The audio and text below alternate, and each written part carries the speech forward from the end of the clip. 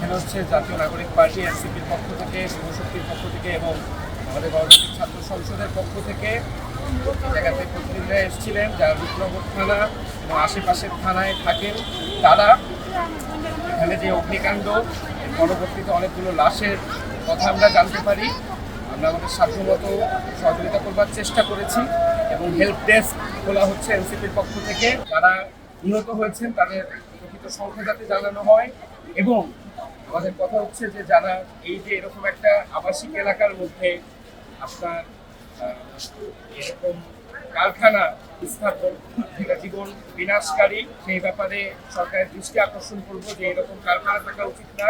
একটা দুর্ঘটনা ঘটলেই শুধুমাত্র আমরা সেই দিকে দৃষ্টি দেই, কিন্তু শিল্প মন্ত্রণালয়, পরিবেশ মন্ত্রণালয় এখান থেকে ছাড়পত্র কোনো সুযোগ নেই, ছাড়পত্র নিতে হয়।